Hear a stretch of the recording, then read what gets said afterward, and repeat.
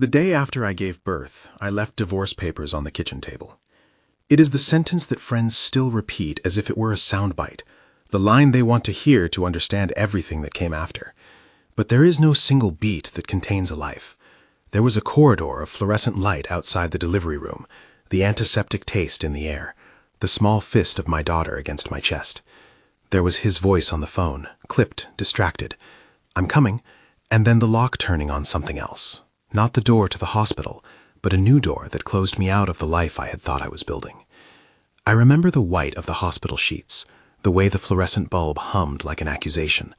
I remember the first time I tried to hold him and he flinched, as if my body still belonged to someone else. He had already chosen the narrative he would tell, a life of convenience wrapped in respectable hours, a wife who kept the household like a well-pressed shirt. He kept me pressed, neat, useful. He told himself he loved me. He told me I could give up my scholarship, that the province needed him, and that I could be at home, and that our life would be respectable. I believed him. But that night, while the anesthesia wore off and the new life inside me cried like a ragged bell, he did not come back. I watched the corridor doors swing and close. I watched the shadow of a woman I did not know walk through the hospital wing, with the ease of someone who had been practiced in choosing what she wanted. The next morning, when the nurse helped me dress, my hand found the envelope in my bag that I had printed at 3 a.m., with fingers that shook from loss and fury and something like clarity. There was no poetry in the language of that divorce. Plain legal terms, my name, his name, custody stipulated, assets divided as fairly as I could make them. I walked across the corridor to the taxi rank with a newborn in my arms and a document I had never imagined signing. I left his house for the same reasons a planted tree will leave its shallow pot when the roots press hard enough against the ceramic, because staying would have killed something inside me by degrees. There was humiliation to be catalogued, bruises that were not physical but social, a name passed like stale bread between neighbors, the dowry, a small fortune of things and favors that vanished into the neat hands of people who counted social capital in one-finger gestures. He had been careful. He had been patient. He had constructed an ordinary life out of little deceptions until that ordinary became unbearable. People ask if I was vindictive when I left. They expect fury in my voice, fire in my eyes. The truth is softer and colder. I remember looking at my daughter's face in the taxi mirror, at the small perfect nose, the way she smelled like milk and new skin, and feeling something inside me realign. Not vengeance, protection, honor. The kind of honor that will not flinch at living poorly if it means living rightly. We came to the city with 2 suitcases and a determination that cost me my sleep. The city does not ask for your past titles. It asks for rent and metro cards and proof of income. The first week was a blur of fluorescent convenience store nights, watching my daughter sleep while I counted the minutes until I could go out and sign another day of temporary cleaning work. I bathed her under a kettle, warmed milk in a thermos on a park bench. My hands were often sore. My pride ached in places I could not name. There were moments that felt like being hollowed out, and moments of a different kind that felt like being put back together, one careful stitch at a time. When you have a newborn, there is little room for grand narratives. There are diapers to change, feverish nights to navigate, grant forms to scan in coffee shops between shifts. I learned to nap in a chair in the university library while students passed me with their backpacks and their loud, untroubled plans. I learned to read in 15-minute bursts, a paper, a footnote, the beginning of a method section. My head kept the language of equations like a map. It surprised me to find how comforting a differential equation could be when applied to the chaos of life. It asks you to hold variables gently and to track change with patience. I was not, in truth, a stranger to science. Before the marriage, before the move to the countryside and the slow evaporation of my promise, I had been on a doctorate track. I had been the kind of girl who liked the clean, cat-like certainty of numbers. There had been scholarship offers, a provisional post at Tsinghua University, the smell of academic coffee, the whiteboard with a marker never quite dry. I had traded that for a marriage built on promises. It was the kind of compromise that looks noble until it does not. The city was a ledger where I recorded each concession and victory. I took short-term cleaning jobs, offered tutoring to undergrads in the evenings, and, when I could, sat in the back of lecture halls and listened. My daughter May slept in a cheap cot that squeaked and made our tiny room feel like a boat. I made friends with a laundromat owner who let me dry my sheets for free sometimes, and with an older woman who baked and dropped off steamed buns when it rained. There were nights when the loneliness sharpened into something dangerous. I would sit with textbooks open and count the words I could not afford to forget. I would fold laundry and try to remember why I once believed that my intelligence could translate into a life of contribution rather than invisible domestic labor. On those nights, the city felt like a room full of closed doors. A woman with a baby is both a claim and a vulnerability. You are visible as a mother and invisible as a professional. And yet, Small doors began to open, not with the thunder of providence, but with the soft insistence of people who remembered me as more than a wife who disappeared. Professor Liang had been my advisor at Tsinghua. He had taught me, with a dry humor and an iron patience, to value curiosity more than certainty. When I returned to the university's public lecture series to listen, only to listen, he recognized my posture, the way I held a pen like an instrument of thought. After the talk, he approached with a surgical gentleness. "Ye," he said, using my family name like an invitation. He had aged, the dark hair shot with gray, but his eyes were the same, curious, a little relentless. He asked what I was doing, and I told him the half-truth, that I was surviving. He did not ask me to justify my absence. He offered me, instead, a small thing and a large thing. The small thing was the chance to give a guest seminar to the graduate students, a half-hour on applied statistical models. The large thing was an offhand question that would become decisive. "Are you willing to consult on a program I'm spinning out? We're trying to apply some of our models to maternal health monitoring, and I need someone who understands both the math and the real constraints." It was not an offer to hand me a job. It was a door, an opening at last. I took it with the sort of hunger that feels like relief. "Yes," I said, "I'll do it." My first seminar was a mess of nerves. I had not stood in front of a room of peers in years. May was with me. My sister had come to sit with the baby in the nursing room, and I remember the way the floor seemed to tilt with every misplaced slide. And yet, midway through, as I explained a simple model for predicting risk in postpartum health, something settled. I could see the students' faces, the way a couple of them leaned forward as if some part of their attention had been reclaimed from their phones. Afterwards, an assistant professor introduced himself, held out his hand, and asked to read more of my notes. Small audiences grew into consultations. The university had been working quietly on a maternal health initiative, trying to bridge the gap between research and usable tools for clinics. Their lab had promising algorithms, but no one who had walked the narrow path between theory and the demands of real families. I had been trained to think in abstractions, but those months with reality taught me irreducible facts. Milk schedules, bus timetables, the way a single unpaid medical bill will turn fragile plans into catastrophe. Those facts became constraints. Constraints became design parameters. Slowly, our prototype took shape, a system that could help clinics monitor postpartum risks using inexpensive sensors and models that prioritized simplicity over elegance. I worked nights with a ragged team, postdocs who believed in the research, an engineer who had once been a mechanic and could coax sense out of a cheap motherboard, and a young software developer who coded as if it were prayer. We met in an old lab that smelled of solvent and chalk. May slept during our meetings in the infant room, her tiny mouth opening and closing like a question mark. We used donated devices, crowd-funded supplies, and the university's rough goodwill.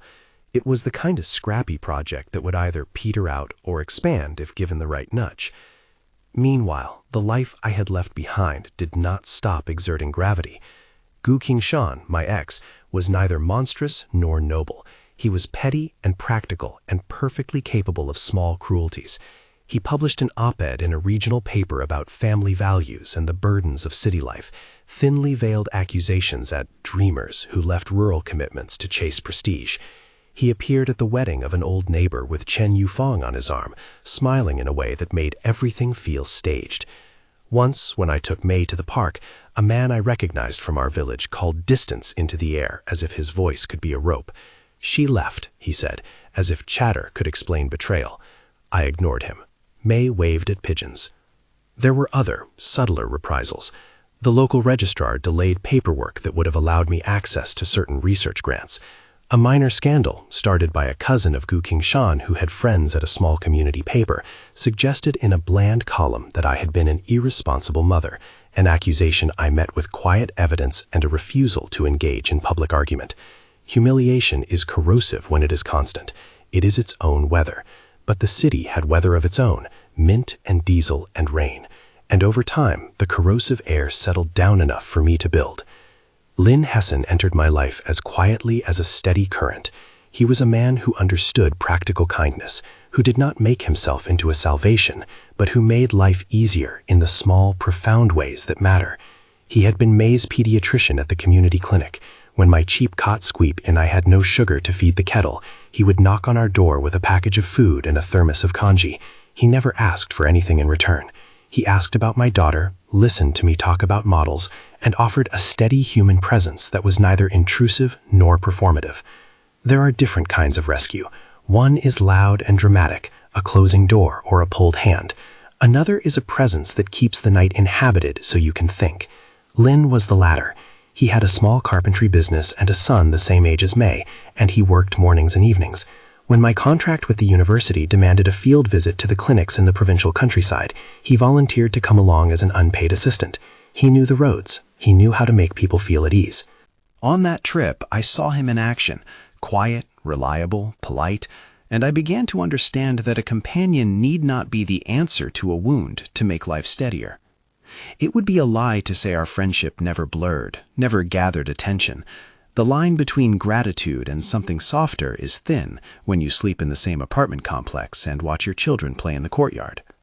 But I also held a fierce boundary around my life. I was not ready to hand my story to anyone simply because he showed up. What I wanted was an ally, not a script rewrite. The first real break in our project's life came when Professor Liang managed to secure a small proof-of-concept grant from a university fund.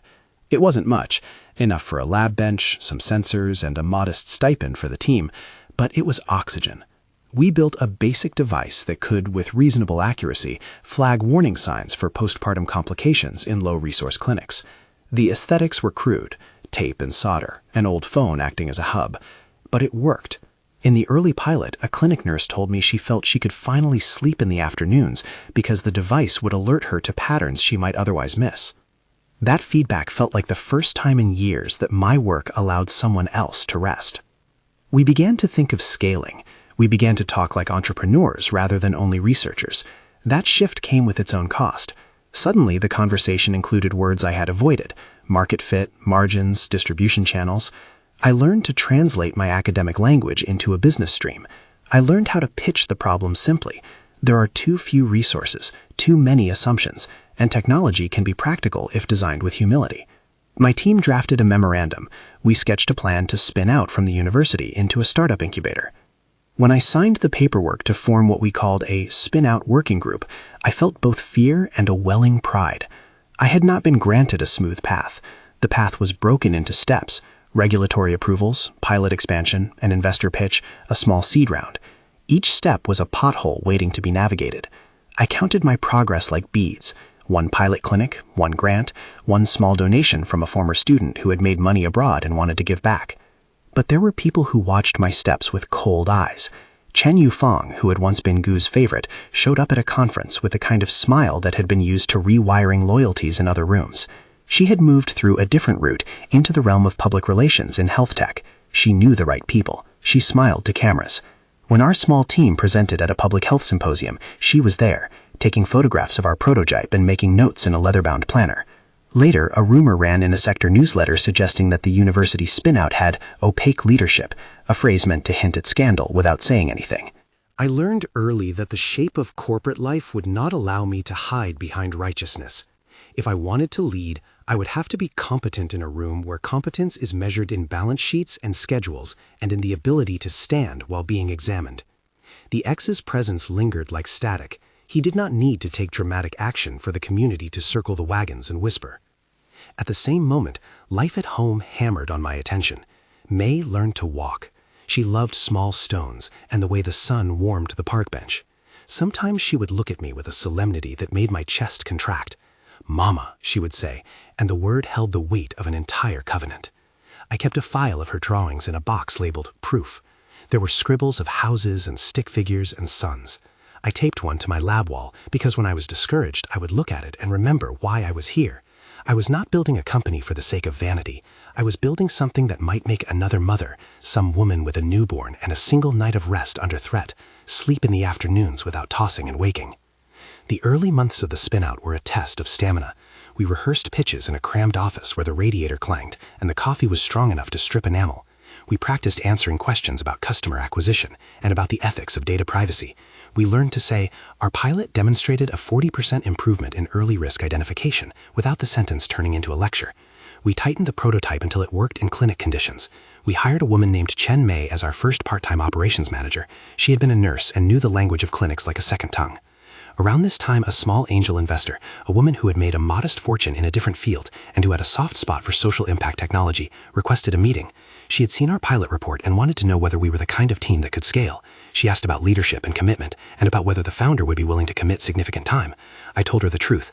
I would be willing to crawl across broken glass for a technology that protected mothers. It sounded more dramatic when she put it into a power lunch and a pen.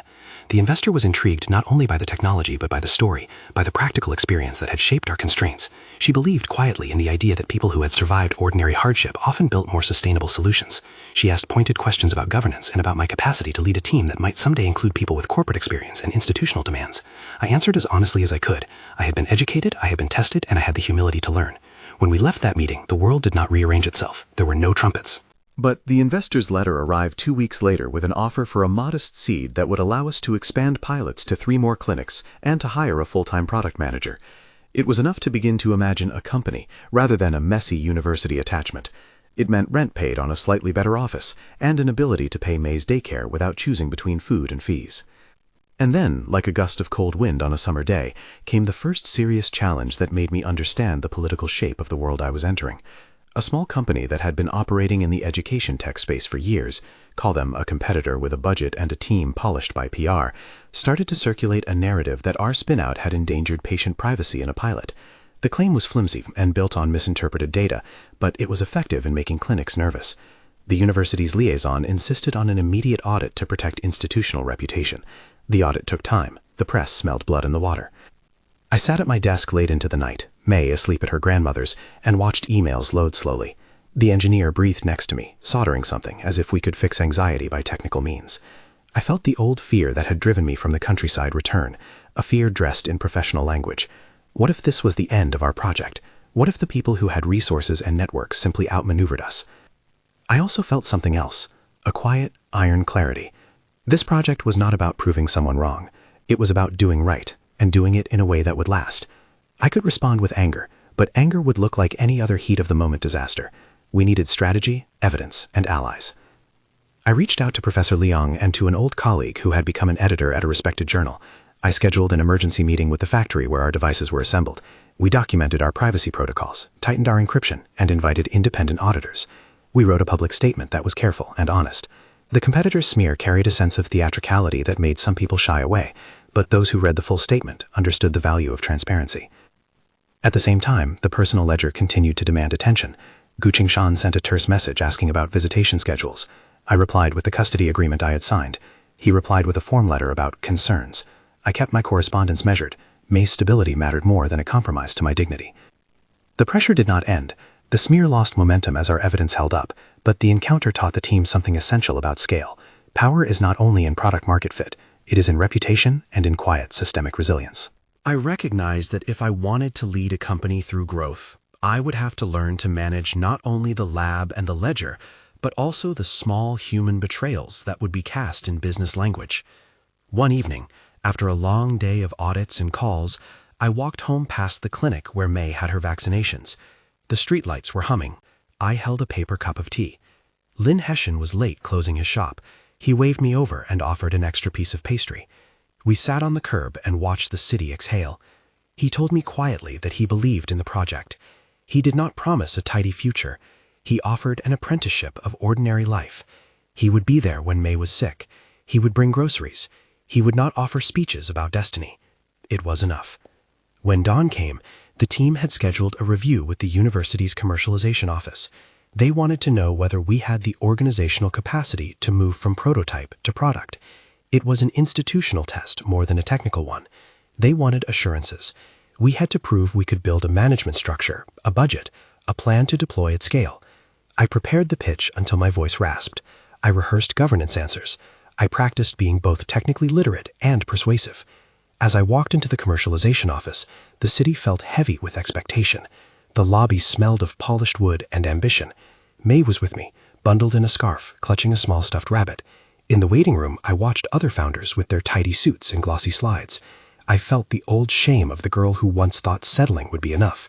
Now she carried a prototype and a conviction. The commercialization officer listened. He asked questions. When I spoke of constraints, battery life, local clinic workflows, patient privacy, he nodded. When I spoke of mission, of mothers who could rest and of children with a better chance at living without preventable complications. He leaned forward. We could offer you an incubator slot, he said finally, but we'll need someone to manage the operation side.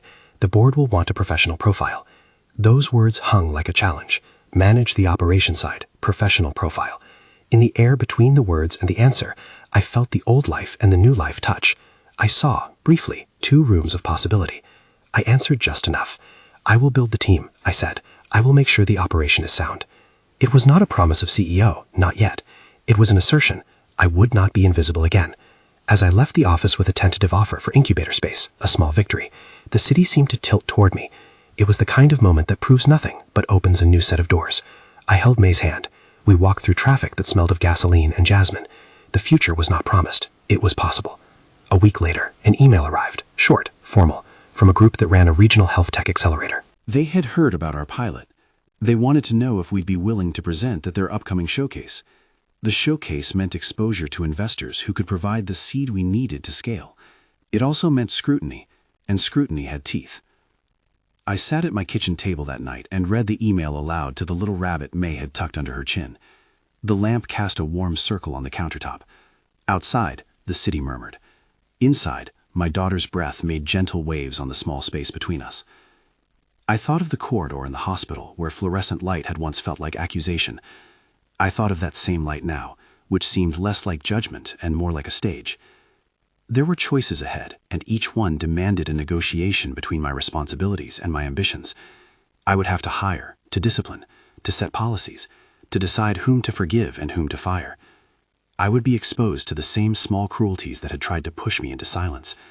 I would be tempted sometimes to use power as the revenge I had swallowed. I promised, in the small, private place where a woman keeps her heart, not to let my leadership become a theater of vengeance. My ambition had a backbone of something more. Stewardship. When I closed the email, there was a sound like the future catching its breath. I folded the sheet and pinned a child's drawing to the wall by my desk. It was a sun with too many rays. I smiled. And yet, as the week of the showcase approached, another message arrived. This one a more formal, terse note from a lawyer representing Gu Kuanshan. He claimed he wanted more generous visitation rights. He suggested that my work often left May unsupervised. The letters smelled of legal pressure. It was thinly veiled as concern for the child's welfare, but its timing was not accidental. The hand that once left an affair in my life was now testing the boundaries of what power could do. I sat with the letter for a long time, my stomach a knot of anger and fatigue, and a relentless, precise focus. I would not be bullied. I would not be coerced into a life of smallness.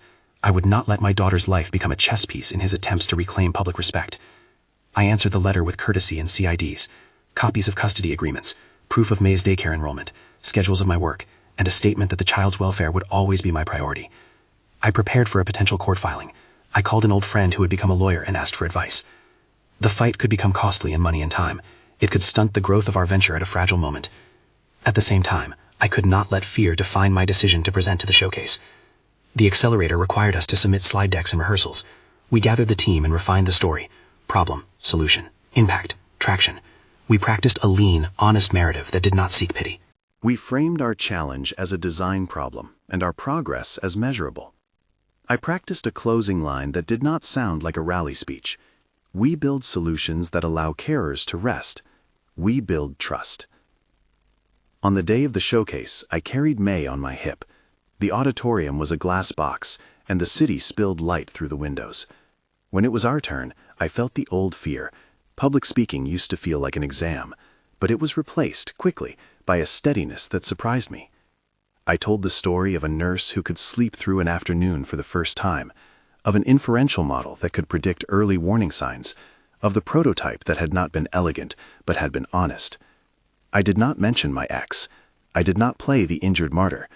I told the truth of the product and of the lives it could touch. After the demo, an investor woman with a steady gaze came up to me and said, "We like teams that have lived the problem. We'd like to take this to the next stage. If your team can scale, we'll talk about a seed round." It was the kind of sentence you hold in your hands like a small animal. It could thrive, perhaps. It could also be the prelude to harder tests. When we left the building, the air tasted like rain. May yawned against my shoulder. Lynn handed me an umbrella, and the engineer gave me a small grin, as if we had shared some secret. The competitor's smear had taught us to be careful. The ex's legal threats had taught us to be vigilant. But the investor's words taught us something else, that the world sometimes rewards those who persist with compassion, not with vengeance. That night, I sat at my desk and opened the incubator application. The form asked for more than technical details. It asked for leadership vision, for governance plans, for a statement on social mission. It required me to imagine the company beyond the immediate scramble. It required me to consider how I would lead when the stakes rose. I wrote until my fingers cramped. I wrote about mothers and their right to rest. I wrote about the dignity of work and the importance of evidence. I wrote about the team and the little rituals that kept us human. As I sealed the application, the city outside hummed in its ordinary way. There would be more audits. There would be more nights when I sat up with a sick child. There would be more emails from lawyers, and more smiles from people who liked the idea of progress, but not the inconvenience of change. There would be choices where I would have to decide whether to protect my own heart, or to build a structure that would protect others. I looked at the divorce papers I had once left on a table, a document that had once felt like a cliff. Now it looked like the first of many decisions that had been honest and necessary. I had walked away from a life that had pretended to honor me, and found a life that asked for my intellect, my stubbornness, and my tenderness. A week after the showcase, I received an unexpected invitation. The university's commercialization office wanted to convene a small board of advisors, experienced leaders from industry, to advise our spinout. They asked whether I would be willing to present to them. Their invitation sounded formal and a little intimidating. It was exactly the kind of test that would expose me to people with polished resumes and expectations that might not fit our small, scrappy ethos. I accepted. On the morning of the advisory meeting, May toddled behind me in a bright hat. The conference room was larger than our little office, with glass walls and a long table that glinted in the sunlight. Men and women in suits took their seats. For a second, the room seemed designed to make me small. It was all polished credentials and soft leather. I set up the prototype in the slides and waited. My throat tightened, not with fear of technical failure, but with an odd personal pressure. These were the rooms that decided futures. They would ask who could lead the company through complexity and growth. I had the data and the heart. I had the tests behind me. I had, too, the quiet patience of someone who had been forced to rebuild without guarantee of applause. When the questions came, they were sharp and not unkind. Someone asked about regulatory pathways. Someone asked about scaling. The woman at the head of the table, who chaired a mid-sized nonprofit, asked about governance. If you scale, how will you ensure this mission is embedded and not diluted? I answered with a sentence that surprised me in its simplicity. I want a company that protects the dignity of mothers and equips clinics with tools that are useful and ethical. If we scale, we will have a board that reflects that mission. We will have policies built in. My voice did not wobble. The meeting lasted longer than I expected. As we wrapped, the chairwoman looked at me and, without ceremony, said, "We will recommend to the commercialization board that you be considered for the leadership group when you incorporate. We want to see your governance plan, and we want to hear how you will manage growth." Her words were not anointment. They were instead an invitation to assume responsibility. The room did not promise a title. It promised an opportunity to prove capacity. I left the building with the hum of possibility in my ears. The ex's lawyer had sent a follow-up about visitation. The smear had faded but left a taste of metal, and the team needed a product manager. The city felt big and small at the same time, full of doors and full of decisions. At home, May had drawn a sun with too many rays and taped it to the wall. I pinned the meeting notes beneath it. I thought of the day I left the kitchen table and the sense of finality that had once seemed so sharp. That finality had been the hinge. It had opened into a life of iterative, patient labor, of nights, of compromises that held meaning, of alliances that were earned rather than bought. As I prepared for the formalities of incorporation, I felt the familiar mix of fear and focus. There was still a long climb ahead. There were legal risks and human tests. The ex could still make trouble. The competitor might try new tactics. But I had found something sturdier than outrage, a work ethic tempered by love, a team that believed, and a city that, though indifferent at times, could nonetheless be shaped by persistent hands. I told myself in the quiet of that night that leadership would not be an act of recompense. It would be a promise to keep building structures that protected those who had been left unseen. If one day I stood at the head of a table with the letters CEO stitched in a badge, I wanted that title to stand for a practice of care and rigor, not for a victory dance over a man who had shown me his limitations. The next morning, an email arrived that shifted the plane of my attention. The university's commercialization office wanted me to meet with a panel of potential board members, people from industry, from public health, and from legal backgrounds. They wanted to discuss the company's next steps, fundraising strategy, and governance. They had also quietly asked whether I would consider taking on a more public-facing leadership role as we incorporated. The question was not one to be answered casually. I sat with the email for a long time, the city outside a steady hum. May slept in the other room, and Lynn had texted a simple line, "Call me if you want me there." The choice ahead was not only about a title. It was about the kind of leader I wanted to be and the price I was willing to pay to stay true to the mission. I printed the email and folded it into my pocket. There was hunger in me, old and new, tempered with the wisdom of nights spent awake with a child. I had been small in rooms before. I had been erased. I had also rebuilt from the bits that remained. The path to being a CEO would require more than a good pitch. It would require patience, governance, and a refusal to let personal injury become the script of a company that promised to protect others. At the corner of the kitchen table where I had once left divorce papers, I spread out our early budgets and a sheet where I had handwritten priorities: mission, safety, evidence, dignity, scale. I placed May's drawing on top, like a compass. When I looked up, the room felt different.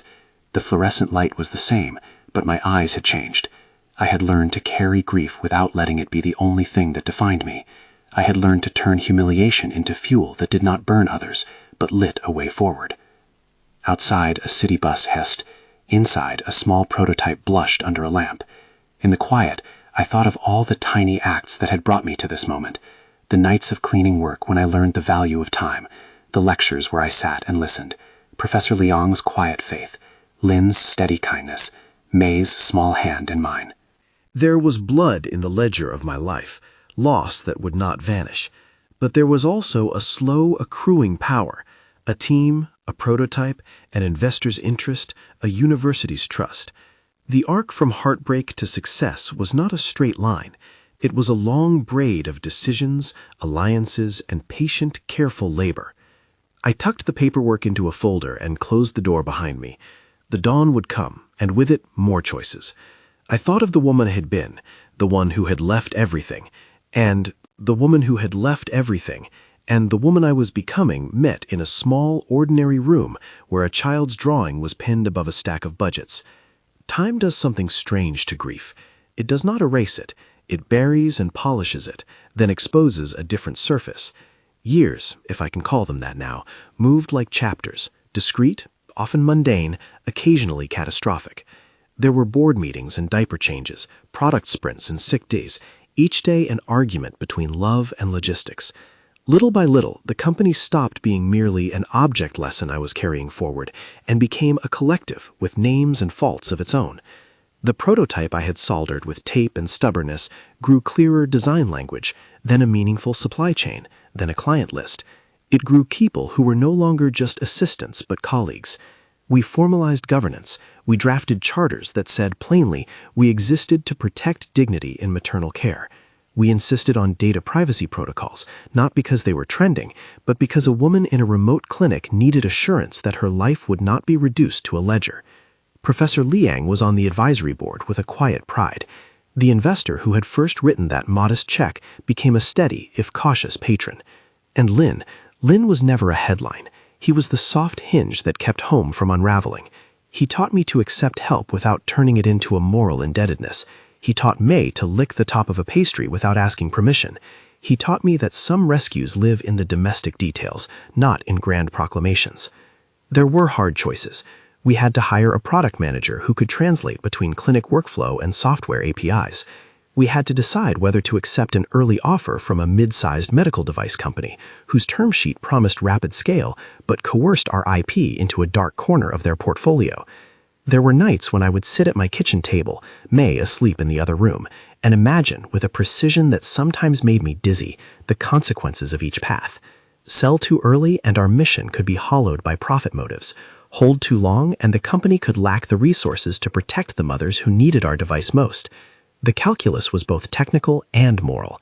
It demanded sleeplessness, argument, and the kind of humility that admits you do not know everything.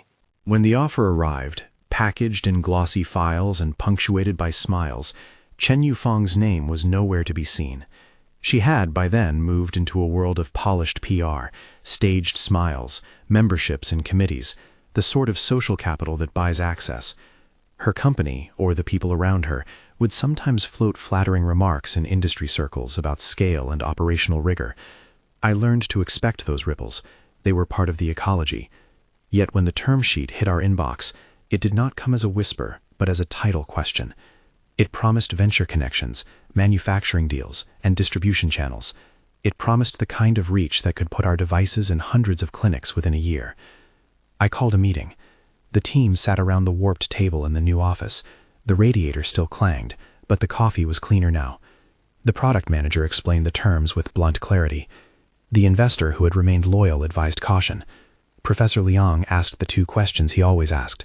Who will the beneficiaries be, and who will guard them when profit arrives? The board chair, an imposing woman who had once run a regional hospital, asked another practical question. If we accept this, who leads the integration? Who will ensure our ethics are not renounced? The room looked to me. I felt the old ghost of the girl who had traded a scholarship for a marriage watching, not to judge, but to catalog. Which compromises look noble and which are camouflage for surrender. I remembered May's drawing pinned above the budgets. I put my hand on the paper and then on the table and spoke. We can scale with them, I said, or we can find partners who will let us keep the mission woven into the governance.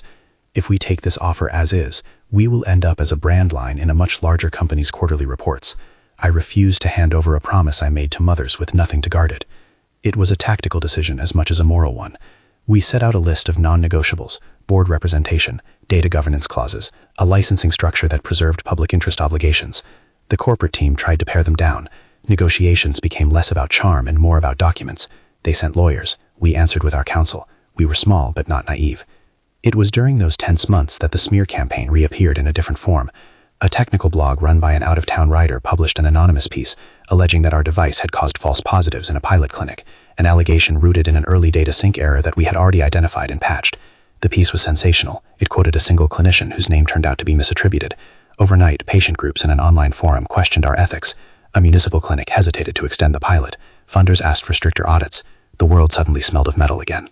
I could feel the old reflex, anger, the hunger to punish, but the team needed evidence, not fury. We responded with documentation, independent audits, and an open session where clinics could ask technical questions. I spent a long day on a panel with our engineer and the clinician who had been misquoted. We explained the error, the correction, and the safeguards we had added. The audience, mostly nurses and clinic managers, listened. Some were skeptical, others were grateful. Transparency began to do its quiet, effective work.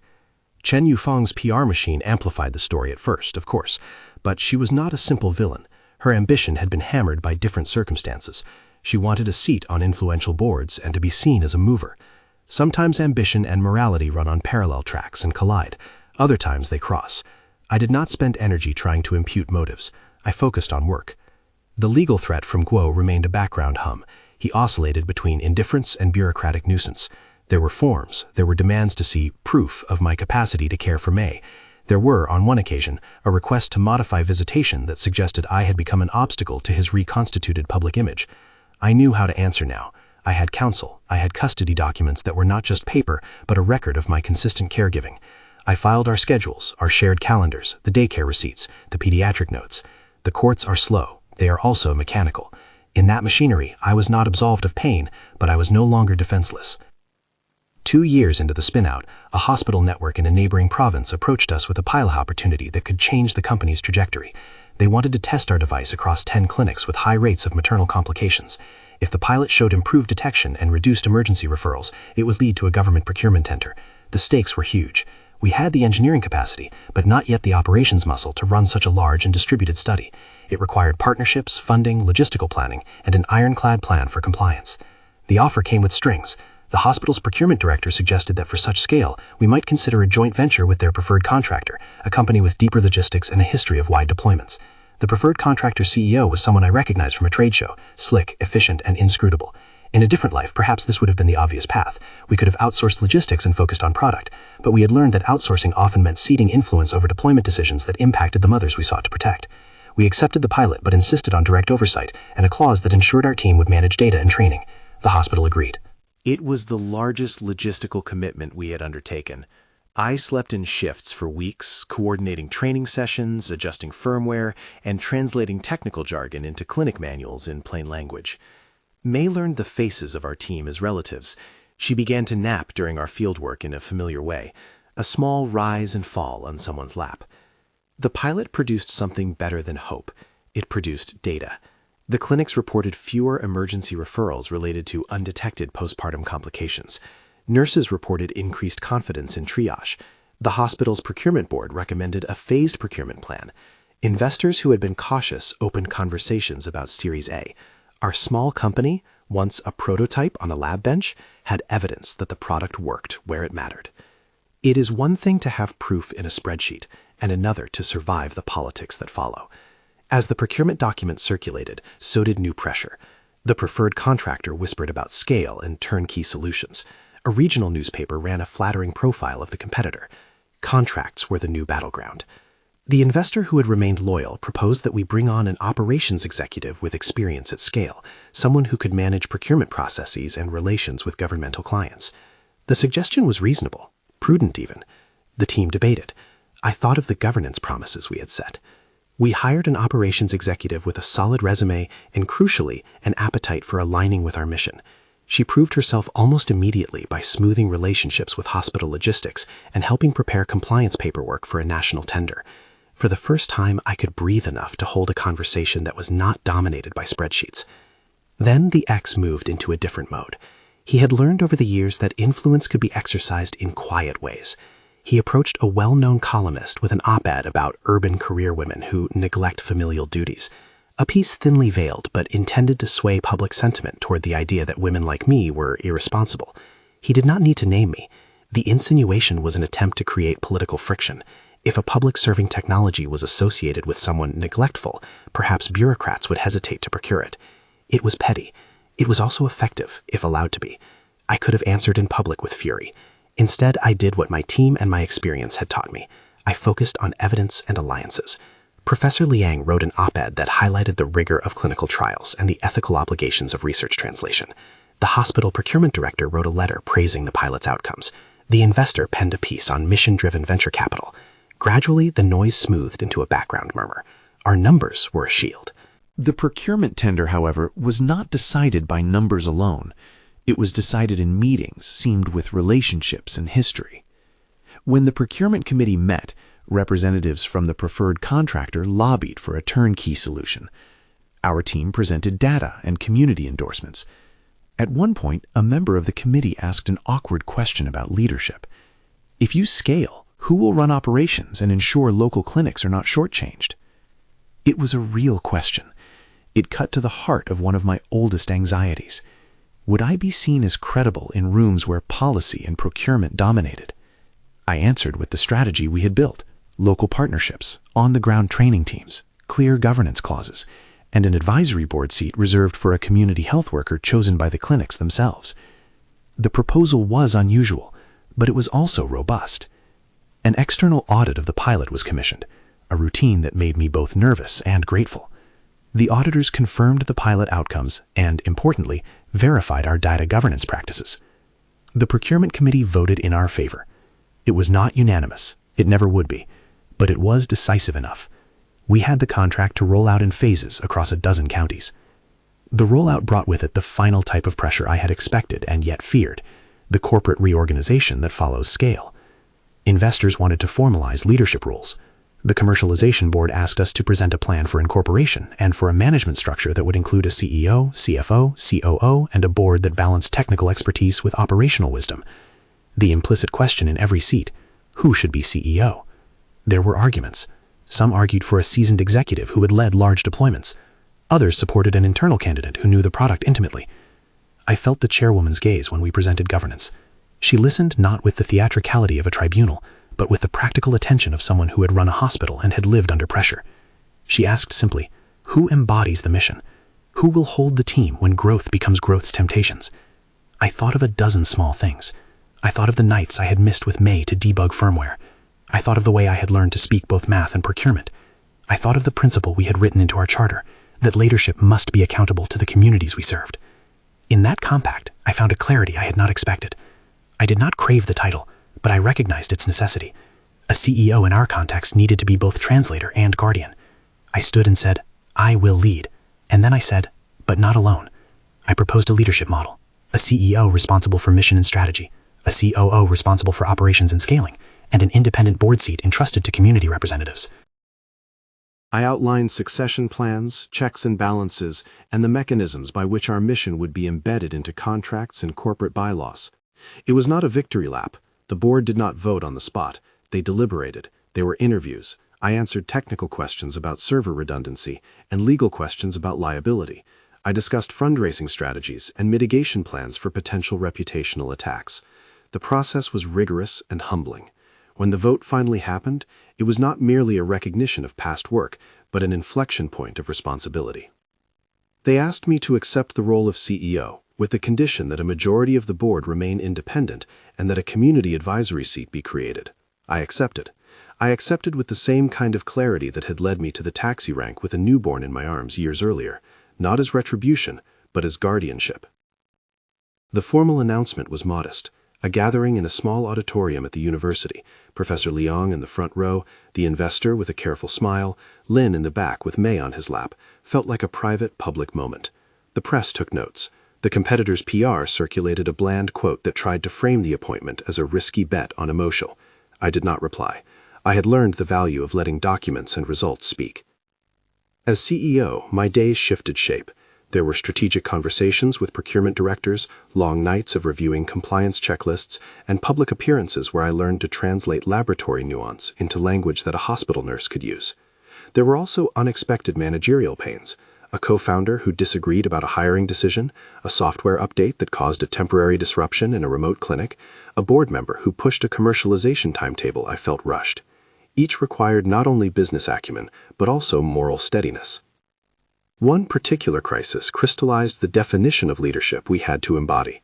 An update to our monitoring app inadvertently removed a safety check that had been relied upon by a cluster of clinics in a mountainous region. The result was a few false alarms that caused distress and logistical confusion.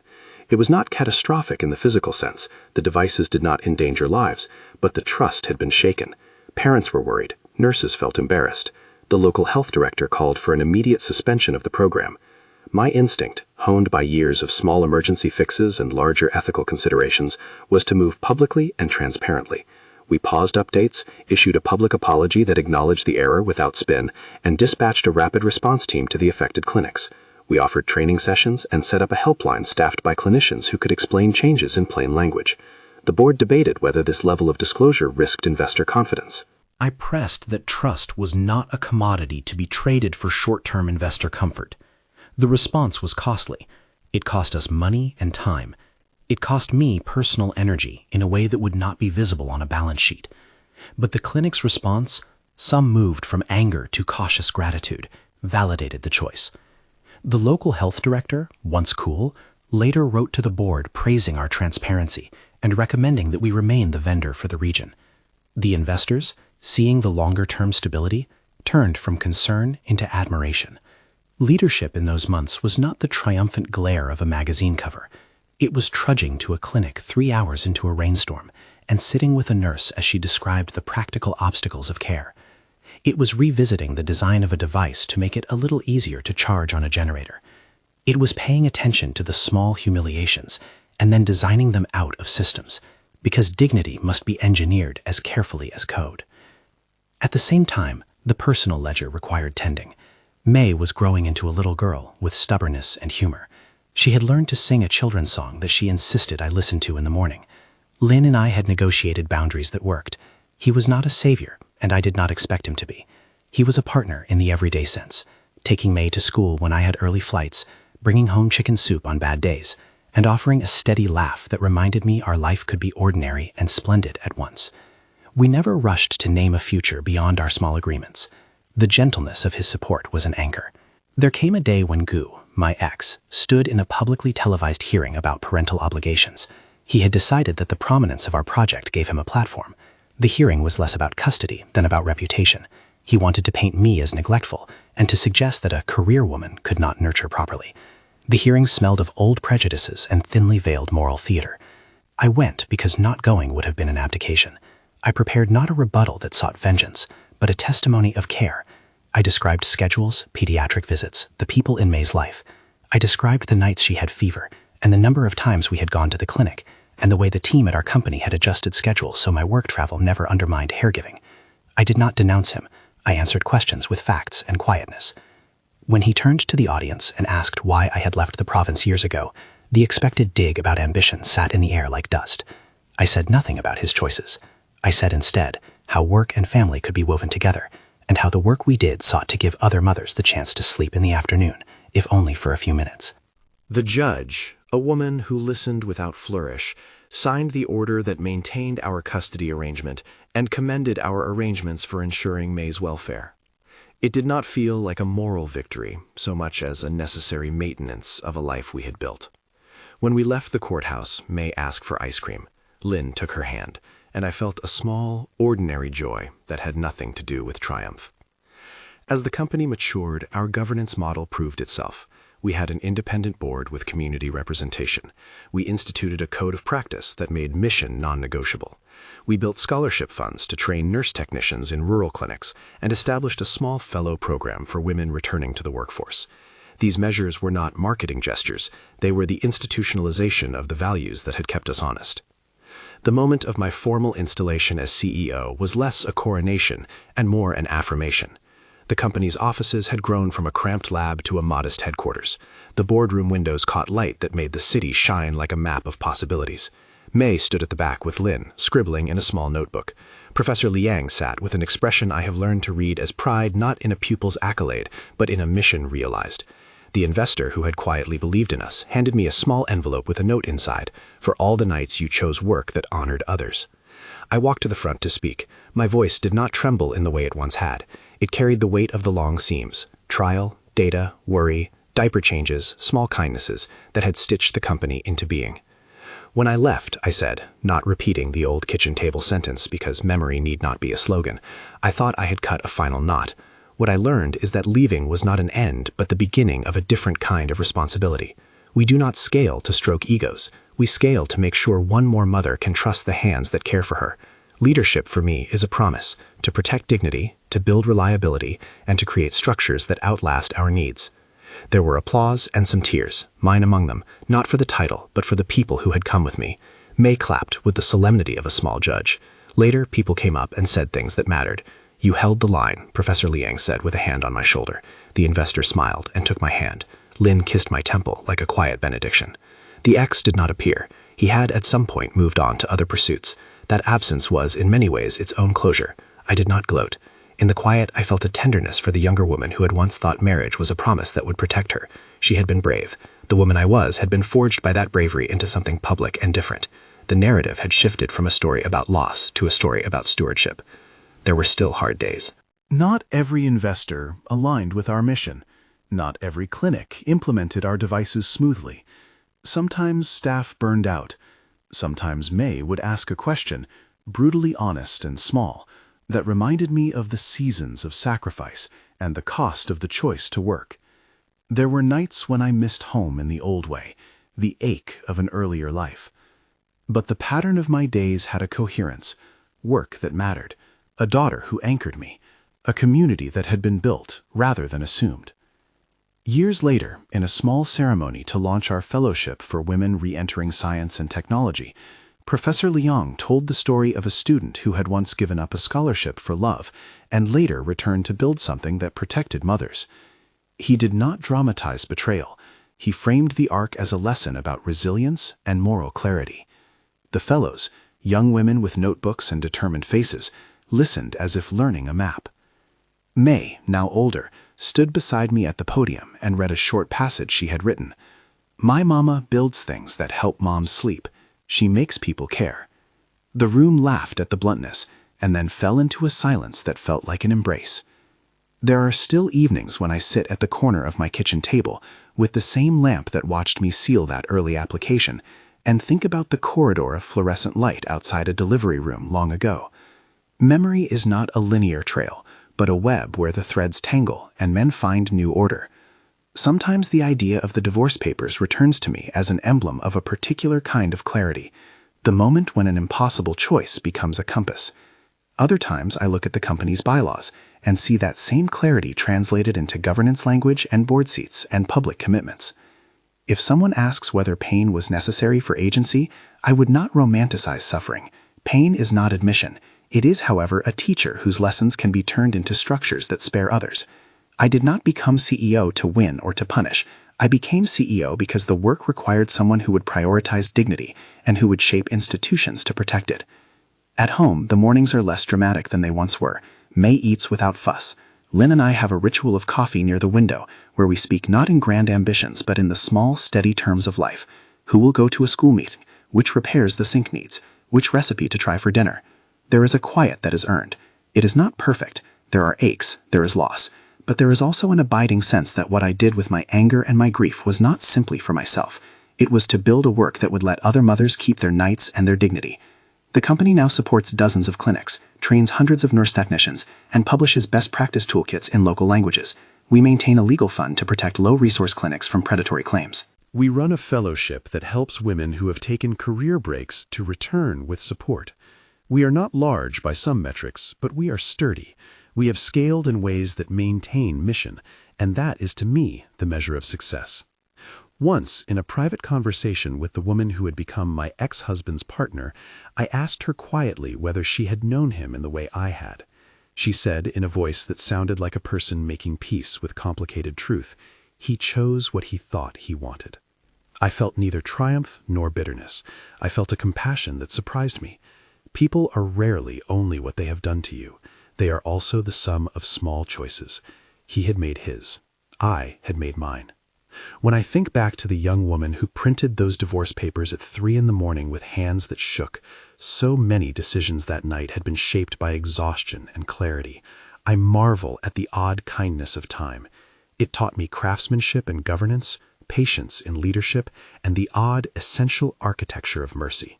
Most of all, it showed me that a life broken in one place can be mended in another, not by erasing what happened, but by building institutions that would not let the same harms befall others. At my first annual report as CEO, I closed with a line that felt less like a slogan and more like an offering. I said, "We are not here to settle scores. We are here to build a world where one more mother can lay her head down and know that someone is watching for her." I meant every syllable. Outside the headquarters window, the city unfurled with its ordinary commerce and quiet miracles.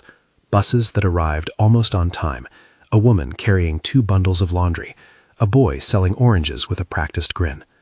My daughter's small hand fits into mine with a confidence that is both her own and the one I have helped manufacture. I watch her sometimes and see the braided lines of our past, sacrifice, anger, resolve, hard labor, unfurl into something that asks less of revenge and more of repair. If this story has reached you and you carry in you the memory of a choice made in fear or love, know that the path from heartbreak to a place of authority is neither short nor guaranteed. It is, however, possible.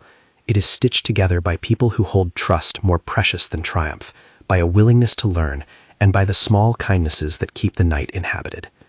If this story moved you, subscribe and share it with someone who needs to know that rebuilding is possible, so more women can find the resources and courage to build, not just for themselves, but for those who will come after.